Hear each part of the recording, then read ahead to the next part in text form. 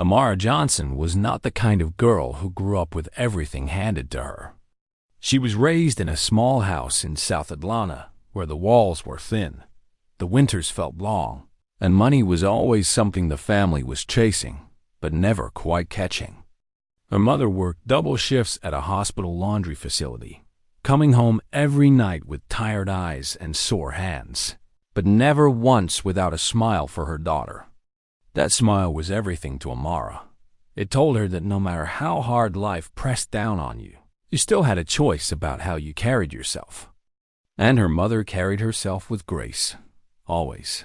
Even on the nights when there was more month left than money, her mother would find a way to stretch a pot of rice and beans into something that felt like a feast. She would set the table like it was Sunday dinner, light a small candle, and say the same thing every time. We may not have much, baby, but we eat together and we eat with gratitude. Those words never left Amara. They followed her all the way from that small house in South Atlanta to the tall glass doors of Meridian Financial Tower in downtown Atlanta, where she landed her first real job at 24 years old as a junior administrative assistant.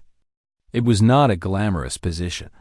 She answered phones, scheduled meetings, organized filing systems, and made sure the conference rooms were always stocked with enough coffee and notepads to keep the important people comfortable. But she was proud of it. She had worked hard for it. She had stayed up late studying, had taken extra courses, had applied to more jobs than she could count before this one finally said yes. So she walked into that building every single morning with her head up, her shoes clean, and a quiet confidence. That came not from arrogance, but from knowing exactly who she was and where she came from.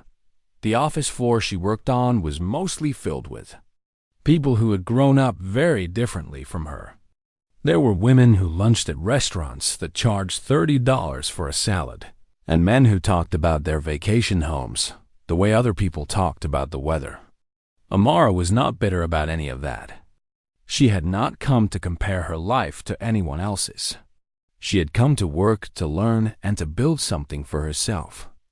But she noticed, very early on, that kindness was not exactly the currency of that floor. People moved fast, spoke sharply, and looked through anyone they considered beneath them. The receptionists were barely acknowledged. The mailroom staff were invisible. And the cleaning and maintenance crew who came through every morning with their carts and their mops were treated as though they were part of the furniture, something you stepped around without really seeing. Amara noticed all of this, and it bothered her in a quiet, steady way that she kept mostly to herself. She smiled at the receptionists. She said good morning to the mailroom guys. And every day, without making a big deal of it, she packed an extra lunch. It was something her mother had always done. Whenever they knew a neighbor was going through a rough patch, her mother would pack food and leave it at their door without knocking, without waiting for a thank you, without making the other person feel small for needing it. Dignity, her mother always said, is the most important ingredient in any act of kindness. So Amara carried that same habit into her adult life. She never made a show of it. She just quietly looked around each day to see who might need it. That was how she first really noticed the old man in the lobby. His name tag said Walter, and he pushed a wide mop across the marble floors every single morning like he had been doing it his whole life. He was not a tall man. He was lean, a little hunched at the shoulders, with silver hair cropped close to his head and deep brown skin that had the kind of weathered look that comes from decades of living, not just years. He wore the same gray uniform every day, clean but faded, and his shoes were the kind that had clearly seen better days. But what struck Amara most was not any of that. What struck her was his face. He had the calmest face she had ever seen on a person in that building. While everyone else rushed past him with coffee cups and cell phones, and that particular look of barely contained stress that office people wear like a second skin, Walter just moved steadily through the lobby with a quiet dignity that almost felt out of place among all that noise. He greeted people, not in an eager, trying to be noticed way. Just a simple nod, a soft good morning, the kind that came from a person who genuinely meant it. And almost no one responded. Almost no one even looked up. Amara always looked up. She always nodded back. And after a few weeks of passing each other in the lobby every morning, something unspoken had settled between them. Not a friendship exactly, not yet, but a mutual recognition. Two people in a busy world who had decided that seeing each other was worth the 2 seconds it took. Then, one Tuesday morning, everything shifted in the smallest and most ordinary way. Amara arrived earlier than usual because she had a meeting to prepare for, and as she crossed the lobby, she noticed Walter sitting on a bench near the supply closet during what should have been his break. He had nothing in his hands. No food, no drink, nothing. He was just sitting there, very still, looking at the floor with the kind of tired that goes beyond the physical. Amara had seen that look before. She had seen it on her mother's face on the worst nights. It was the look of a person carrying more than their body was built to hold. She stopped walking. She stood there for just a moment, not overthinking it, not calculating anything, just feeling what felt obvious to her. She reached into her bag, pulled out the extra lunch she had packed that morning. A container of her mother's jerk chicken and rice with a small side of fried plantains wrapped separately so they wouldn't get soggy, and she walked over to Walter. She did not make a speech. She did not explain herself or wait for his reaction. She just set the container down on the bench beside him and said, "I made extra this morning. Please eat. It's my mama's recipe, and she'd be upset if it went to waste." Walter looked up at her, and for just a second, something moved across his face. Not surprise exactly. More like something old and quiet being stirred awake. He looked at the food, then back at her, and he nodded slowly and said, "Thank you, young lady. You didn't have to do that." And Amara smiled and said, "I know," and walked toward the elevator because she had a meeting to get to, and she meant what she said, and there was nothing more to add. She did not think about it again for the rest of that morning. To her, it was not a moment worth analyzing. It was just breakfast given to a man who looked like he needed it. But the office had eyes everywhere, and kindness, it turns out, is one of the most surprising things you can do in a place where no one expects it. By lunchtime, a coworker named Brittany, who sat 2 desks over from Amara and had a particular talent for noticing things she could turn into entertainment, had already taken a photo. She had caught it on her phone camera through the glass lobby wall. Amara handing the container to the old janitor on the bench. And she had posted it to the employee group chat with a laughing caption that read, "Some people will do anything for attention." The responses came fast. Little laughing emojis. Comments about professionalism. One person wrote, "Keep it moving," and another wrote, "This is so embarrassing." Amara did not see any of it until her lunch break. And when she did, she sat very still at her desk, read through every single comment, and felt something she had not expected to feel. Not anger, not shame, just a deep and settling sadness that the world had gotten so far from something so simple. Amara sat at her desk for a long time after reading through those comments. She did not cry. She wanted to, but she held it together the way her mother had taught her, pressing her lips together and breathing slowly through her nose until the feeling passed enough to function. She closed the group chat, set her phone face down on her desk, and stared at her computer screen without actually seeing anything on it. The thing that hurt the most was not the mockery itself. It was how fast it had happened. How easily and quickly a room full of grown adults had looked at a simple act of kindness and decided it was something to laugh at. She kept thinking about that. She kept turning it over in her mind the way you turn a strange coin over in your fingers, trying to figure out which side is supposed to be up. She had not done anything wrong. She knew that. But knowing something in your head and feeling it settle peacefully in your chest are two very different things. And right now, her chest felt anything but peaceful. She got through the rest of her workday on autopilot, answering emails and scheduling meetings and refilling the conference room coffee station, smiling at whoever needed a smile and saying the right things at the right times. Because she was good at her job, and she was not going to let a group chat full of small thinking ruin that for her. But the moment the elevator doors closed behind her at the end of the day, and she was finally alone, she let out a breath that felt like it had been sitting in her lungs for hours. The train ride home was long, and she spent most of it looking out the window at the city moving past in the early evening light. Atlanta had a particular kind of beauty at that hour, all gold and shadow, the buildings catching the last of the sun before everything went dark. She usually found it comforting. Tonight it just made her feel small. She got home to find her mother in the kitchen already, still in her work clothes with her shoes kicked off by the door, stirring something on the stove that smelled like onions and garlic and warmth. Her mother took one look at her face and turned the stove down to low. She did not ask what happened right away. She just poured 2 glasses of water, set them on the table, and sat down across from her daughter the way she always had, with her full and undivided attention, like Amara was the most important thing in the room. And then slowly, haltingly, Amara told her everything. The janitor, the food, the photo, the group chat, the comments, all of it. Her mother listened without interrupting, which was a gift not everyone knew how to give.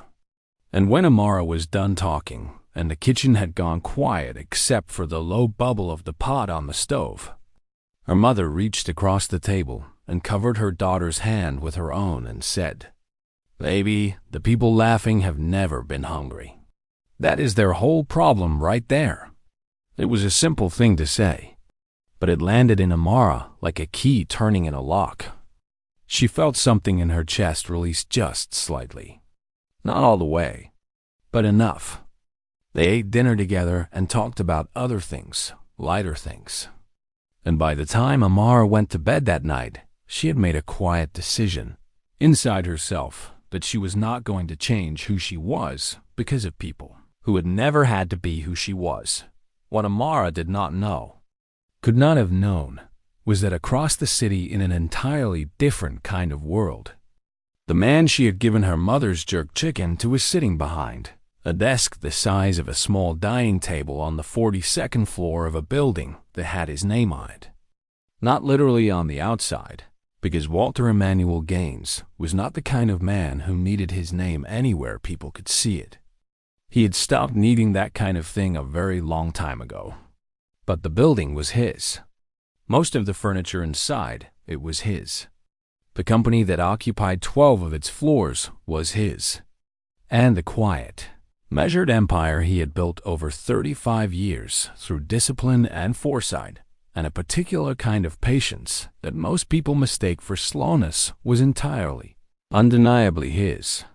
He had grown up poor in rural Georgia, the son of a man who picked crops and a woman who cleaned other people's houses, and he had carried those origins not as a wound, but as a compass. They told him which direction was true north whenever the world tried to spin him around. He had started with nothing but $200 and a broken-down van and a simple idea that he worked on every single day until it became something no one could ignore. By the time he was 50, he was a private equity force that moved quietly through the financial world like deep water, powerful and largely unseen by those who weren't paying close attention. He preferred it that way. Visibility, in his experience, attracted the wrong kind of people. The janitor routine had started 3 years ago. It had begun almost by accident. He had gone into one of his buildings on a whim one morning, wanting to see the place without the performance that always surrounded his official visits. And a facilities manager who didn't recognize him had handed him a mop and pointed him toward a spill near the lobby entrance. Walter had looked at the mop for a moment, then at the spill, and then he had cleaned it up. And standing there in that lobby, invisible to everyone rushing past, he had seen his buildings and his people in a way he never had from behind a desk.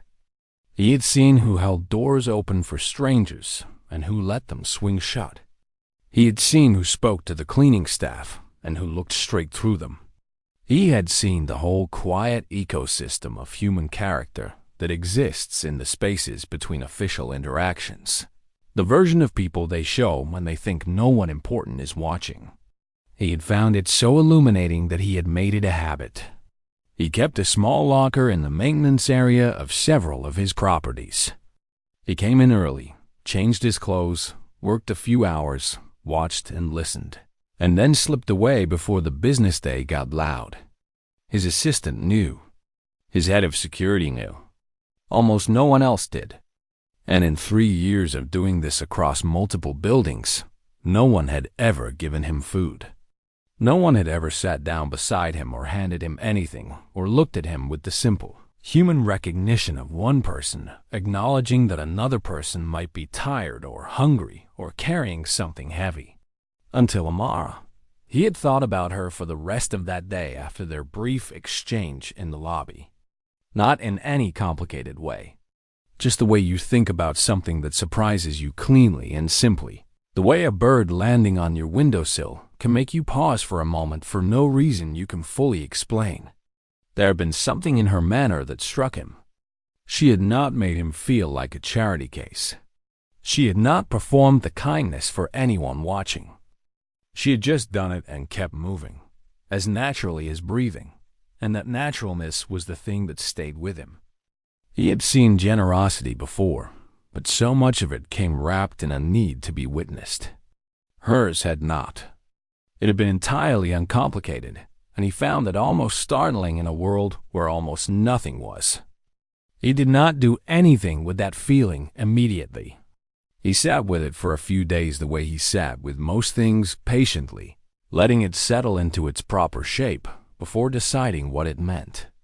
But he did ask his assistant, quietly and without much explanation, to find out who the young woman on the 14th floor was. The one in administration. The one who had come in early on Tuesday. His assistant, who had worked for him long enough to know that when Walter asked a quiet question, it always meant something. Found the information without asking why. And Walter read her name, read her basic employment file, and nodded once to himself and said nothing more. Not yet. But the wheels had begun to turn in that slow, certain way of his, and when Walter Emmanuel Gaines set his mind towards something, the world had a way of eventually moving in that direction. 3 weeks passed, and life in the office returned to its usual rhythm. The way it always does after something small becomes briefly interesting to people who need something to talk about. The group chat mockery faded. Brittany moved on to other observations. The co-workers who had left laughing comments seemed to forget they had ever made them.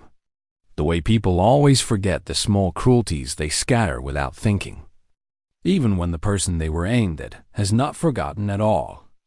Amara had not forgotten. But she had done something smarter than dwelling on it. She had filed it away in that quiet place inside herself where she kept the things that had hurt her but had not broken her. And she had kept showing up every morning with her head up and her work sharp and her extra lunch packed just the same as always. She had continued nodding at Walter in the lobby every morning, and he had continued nodding back. And neither of them had spoken about that Tuesday or the food or anything beyond the usual soft exchange of good mornings. To anyone watching, it would have looked like nothing. But Amara had noticed, in a way she could not quite explain, that something in Walter's eyes had shifted slightly when he looked at her now. There was a warmth there that felt different from the polite acknowledgement of before. It was subtle, the way the most real things often are, and she did not analyze it too much. She just noticed it and carried on. Then one Thursday morning, she opened her work email to find something sitting in her inbox that looked so out of place among the meeting invites and departmental memos that she almost scrolled past it entirely. The sender line read, Office of the Chairman, Gaines Capital Group, and the subject line said simply, Invitation, Private Luncheon, Friday. She stared at it for a full 10 seconds before she opened it. The email was short and formal and gave very little away. It said that she had been identified as someone the chairman wished to meet personally, that a reservation had been made in her name at a private dining room at the Ritz-Carlton downtown for the following afternoon at 1 o'clock, that the dress code was business formal, and that she was welcome to bring a guest if she preferred. There was no explanation beyond that. No context. No indication of what this was about or how her name had come to be on anyone's radar at a company she had never worked for and barely heard of. She read it 3 times. Then she typed a company name into her search browser and sat very still while the results loaded. Gaines Capital Group, private equity firm, founded 35 years ago, headquartered in Atlanta, assets under management running into the billions. And at the top of the About page, a photograph of the founder and chairman. A lean older man with silver hair cropped close to his head and deep brown skin and the calmest face she had ever seen on a person in that building. She pushed back from her desk so fast her chair rolled and bumped into the filing cabinet behind her. Her hand went to her mouth. She looked at that photograph for a long time without moving. Then she grabbed her phone and called her mother. Her mother picked up on the second ring the way she always did, as if she had been waiting. Amara's words came out tangled at first, overlapping and rushing, and her mother had to ask her twice to slow down and start from the beginning. So she slowed down and started from the beginning. She told her about the email, about the company, about the photograph. There was a pause on the other end of the line that felt weighted. The kind of pause that means a person is taking something very seriously. Then her mother said, Go. Just that one word, calm and certain. Amara said she wasn't sure, said it could be some kind of mistake, said maybe the email was sent to the wrong person. And her mother cut through all of it with the same quiet authority she had always used when her daughter was spinning and needed to be stilled. Amara, baby, that man saw something in you worth seeing. Now you go and you sit at that table and you hold yourself the way I raised you. You hear me? Amara heard her. She spent the rest of that day and most of that evening in a state of low-grade disbelief. The kind where your brain keeps presenting you with the facts and then immediately rejecting them because they don't fit the shape of the life you thought you were living. She ironed her best blazer that night. She polished her shoes. She went to bed early and lay in the dark staring at the ceiling for a long time before sleep finally came. She arrived at the Ritz-Carlton 15 minutes early because she was always early when something mattered. The lobby was the kind of place that was designed to make you feel slightly underdressed no matter what you were wearing. All marble and soft lighting, and the particular hushed quality of spaces where money is taken for granted. A staff member was expecting her and walked her through a corridor to a private dining room at the back. A small and elegant space with a round table set for 2 and flowers she couldn't name in a low arrangement at the center. She stood in the doorway for just a moment, smoothing the front of her blazer, telling herself to breathe. And then she stepped inside. He was already there, sitting at the table in a suit the color of deep water, looking entirely at ease in the way that people do when they have long since stopped needing to perform comfort because they simply feel it. He stood when she walked in. And there he was, Walter, the same face, the same calm eyes, the same silver hair, but no gray uniform, no mop, no worn-out shoes. He looked like exactly what he was, a man who had built something enormous and carried it without flinching. Amara stopped walking. She was not sure for a moment that her legs were going to keep cooperating. He extended his hand and smiled. And it was the same smile she had seen in the lobby every morning warm and unhurried. And that familiarity was the only thing that kept her feet on the ground. She shook his hand. She sat down. She took a slow breath. And then she said the only thing her brain could put together in that moment, which was, "You're the janitor." And he said simply, "I own the building." And then he sat back down and let that land for a moment before he began to explain. He told her everything. He told her about the routine, about the maintenance uniform and the early mornings and the locker in the facilities area and the 3 years he had spent moving through his own properties unseen, watching how people behaved when they believed no one of consequence was present. He told her what he had seen in those 3 years, the dismissals, the condescension, the invisible wall that so many people in positions of comfort build between themselves and anyone they consider beneath them. He told her how it had shaped the way he thought about his business and about people in general. His voice never rose. He spoke the way he did everything, steadily, without performance, with the particular authority of a man who had never needed volume to be heard. And Amara sat across from him and listened with everything she had, because she understood instinctively that this was not a conversation to half attend to. This was the kind of conversation that only comes once. Then he leaned forward slightly, and his voice got quieter but no less steady, and he said, "In 3 years of doing this, across multiple buildings, you are the only person who ever saw me. Not the uniform, not the mop, me." He said it without drama. He just said it like a fact, which it was. And Amara felt something move through her that she could not name exactly.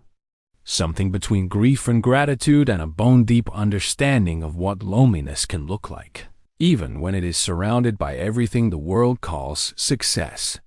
She did not say anything right away. She just sat with what he had said and let it be as heavy as it actually was. And then she looked at him steadily and said, "I wasn't trying to do anything special. I just saw a person who looked tired and I had food." Walter nodded slowly, and the expression on his face in that moment was something she knew she would carry for the rest of her life. It was the look of a man who had just been given something he had quietly needed for a very long time and had almost stopped expecting to receive.